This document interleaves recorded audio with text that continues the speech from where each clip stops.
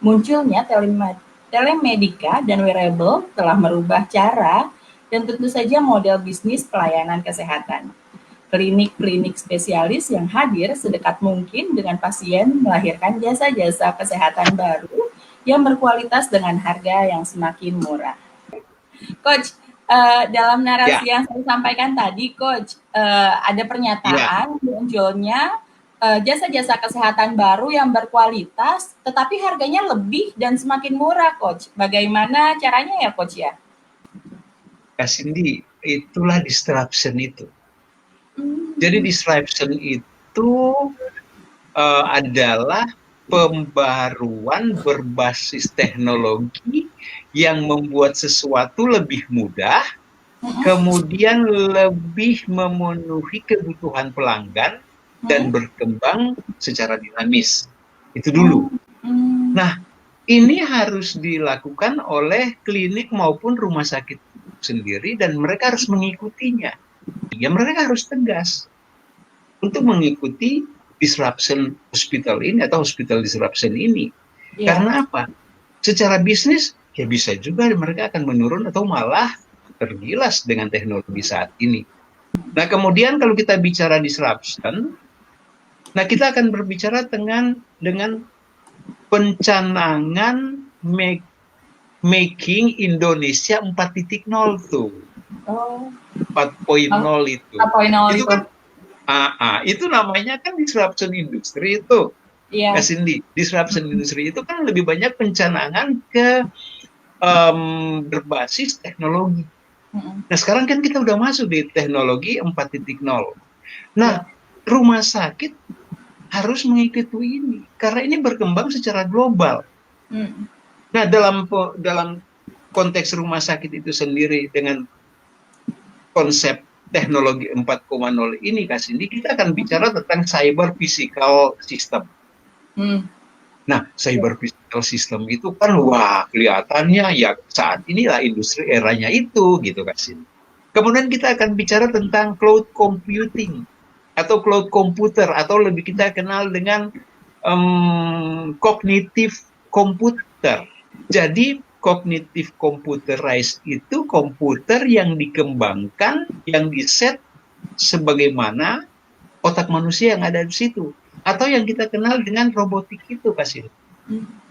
Nah, robotik itulah eranya sekarang. Atau kita lebih kenal ke dalamnya dengan artificial intelligence.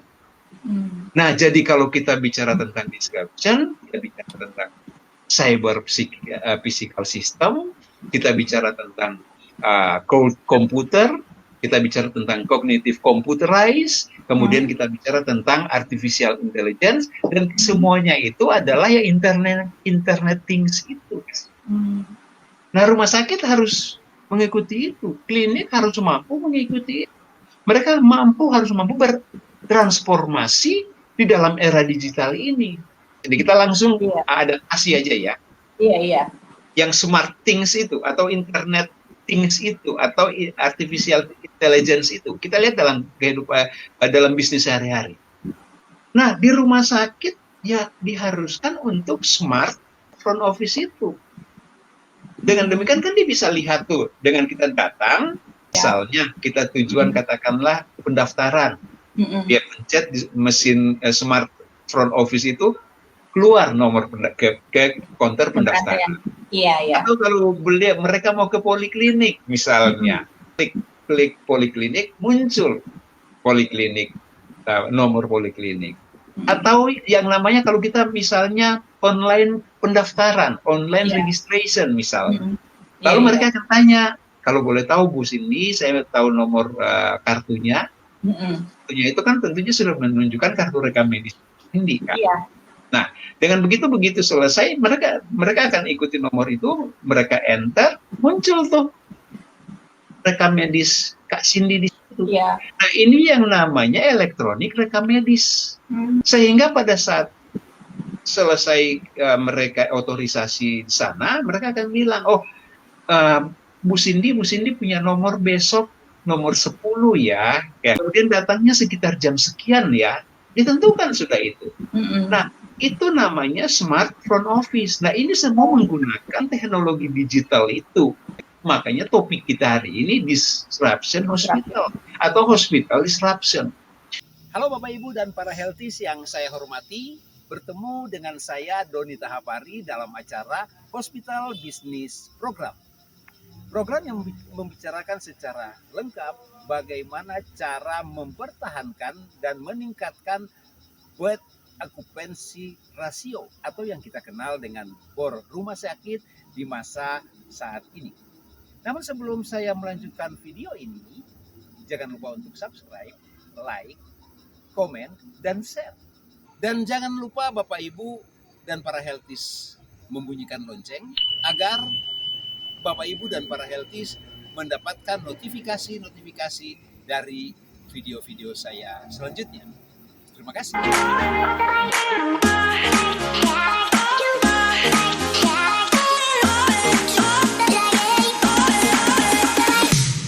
Itu namanya smart office, front office ya. Front office.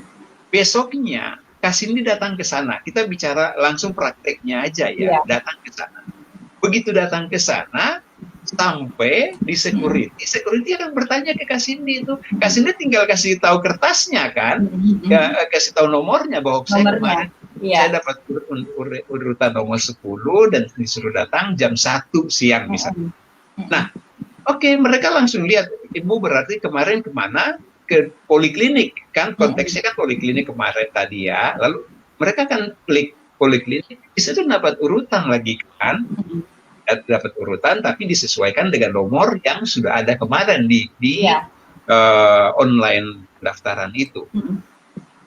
Terus dari situ dia dengan nomor itu dia akan Kasindi kan harus datang ke misalnya pendaftaran lagi kan untuk menyesuaikan otorisasi lagi di sana kan, atau pembayaran jasa kesehatan yang akan dibayarkan di situ kan, atau jasa dokter yang akan kasih datang kan biasa udah langsung dilakukan di situ ya. Itu namanya ya smart kasir itu. Nah, smart kasir itu kan di situ Kasindi akan dapat lagi bahwa oh Bu, untuk jasa dokter dan administrasi di sini ada sekian rupiah yang Ibu harus bayar terlebih dahulu kan, seperti itu. Lalu setelah bayar, nah sekarang tuh juga ada uang elektronik tuh, atau e-money kan. Kita nggak usah sebut, sekarang banyak sekali yang punya itu kan, kita nggak usah sebut. Tapi e-money itu kan sudah banyak. Kita bisa menggunakan kita punya smartphone aja, sudah ketahuan tuh, bisa tuh tinggal otorisasi, ada barcode muncul situ. Iya, scan barcode aja. Rekening kita selesai. Atau kita menggunakan kartu debit kan. Nah, itulah disruption kasih. Lalu setelah kita bayar selesai, kita tunggu. Oke, Ibu silakan, dokternya ada di ruangan nomor 10 misalnya. Kan gitu. Kita tunggu. Tahu-tahu tunggu, wah sudah nomor 8. Nomor 10 ting-tong. Nah, Ibu masukkan kasih. Nah, di dalam itu yang namanya rekam medik elektronik itu sudah ada di komputer dokter di mejanya itu. Sehingga rekam medik fisik itu hanya sebagai backup saja. Siapa tahu jaringan mati atau ada trouble dengan listrik dan lain sebagainya, sehingga harus menggunakan itu. Nah, pada saat Kasindi masuk ke praktek dokter poli yang dituju sekali itu, beliau sudah buka tuh rekam medik, sudah muncul. Oh, pasien next ini adalah Ibu Cindy, muncul. Ibu terakhir datang tanggal sekian. Ya, keluhannya adalah ini.